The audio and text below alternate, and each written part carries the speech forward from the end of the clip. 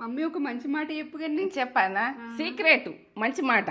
ఎందుకంటే ఇక అది సీక్రెట్ అంటే సీక్రెటే. ఇగో మన బలం గురించి ఎవరికి తెలియకున్నా సరే, కానీ మన బలహీతలు మాత్రం తెలియద్దు ఎవరికి. మనల్ని ఒక్కరు ఎవరు ఆడుకుంటారు. ఎట్లా అంటే ఇక మనం బలహీత తెలిసిందనుకో, మనల్ని ఎట్లా వాడుకొని అట్లా వాడుకుంటారు, ఏ విధంగా వాడుకొని ఆ విధంగా వాడుకుంటారు. ఎట్లా వీళ్ళు ఇక బలహీత తెలిసింది కదా, అది దాని మీద దెబ్బ పెట్టుకుంటా దాన్నే గుంజుతాడు.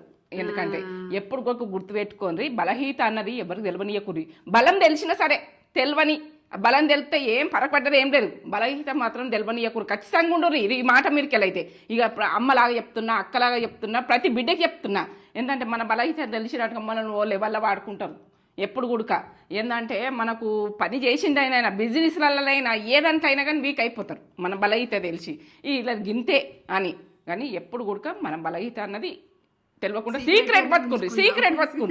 సీక్రెట్ బతికింది అనుకో కరెక్ట్ అయినా అమ్మాయి అబ్బాయి. ఇది విషయం. ఇక నచ్చిందరా నీకు? మీకు కూడా నచ్చుతుంది ఇక ఈ మాట, ఖచ్చితంగా నచ్చుతుంది. నాకు ఏంటంటే నేత్ర ఫుడ్ ఛానల్కి పోయి నాకు కామెంట్ పెట్టుర్రి, ఇది ఎట్లున్నది ఏమున్నది ఈ మాట అనేది. ఇగో ఇది విషయం. కామెంట్ చేయరు, నడవండి పెట్టేసేది.